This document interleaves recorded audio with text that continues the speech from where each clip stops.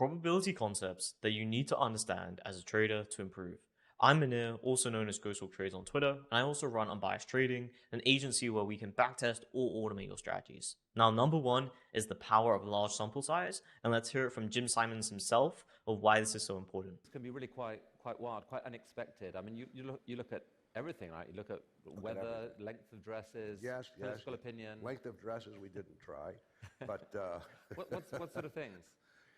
well, everything. I mean, everything is grist for the mill except hem lengths.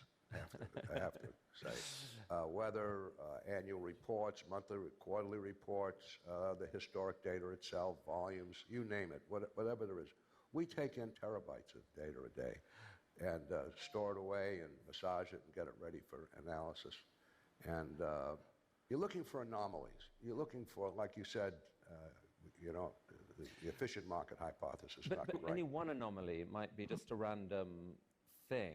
So is the secret here to just look at multiple strange anomalies and see when they align? Well, any one anomaly might be a random thing. However, if you have enough data, you can tell that it's not.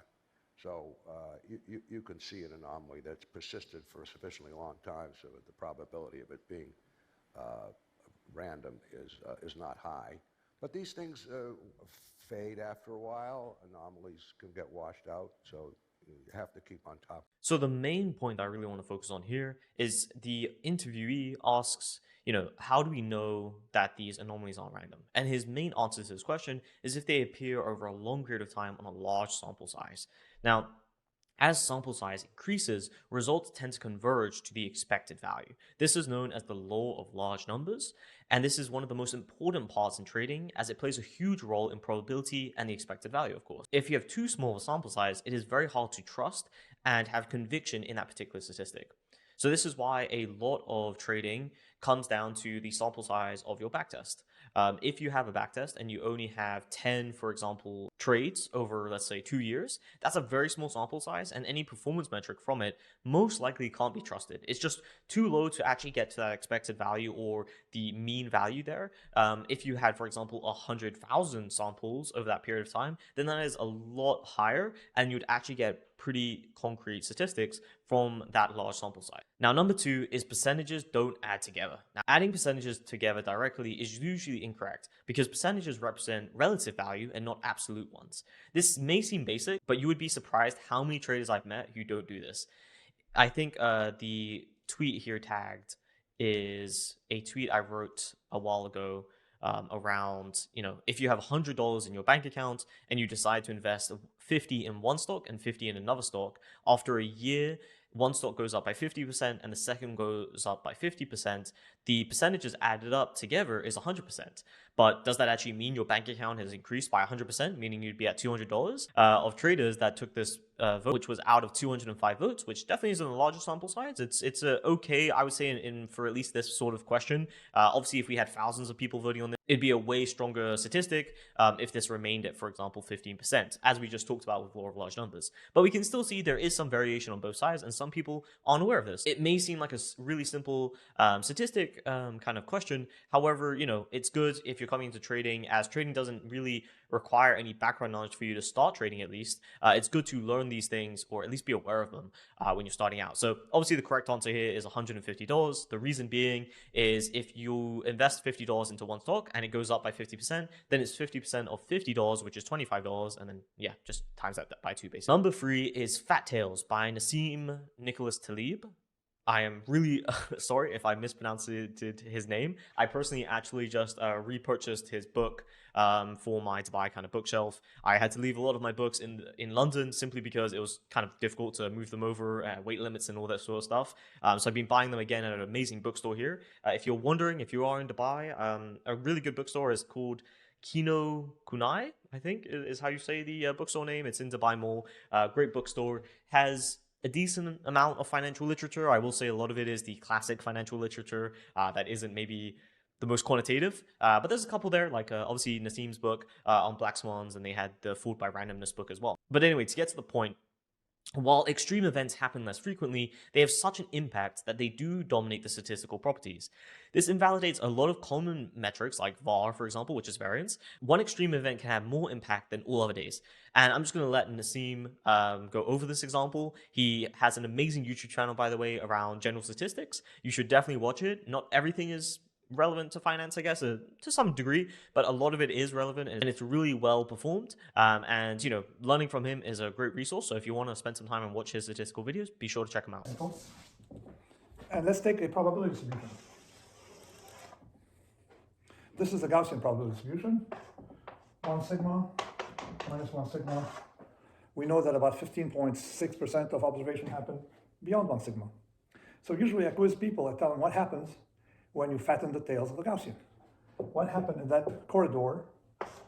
67.8% of observation is supposed to take place here. What happens? Before I wrote my book, answer, typically, well, fewer observation here and more here. No, you have more observation here and fewer observation in the tail, beyond 1 sigma.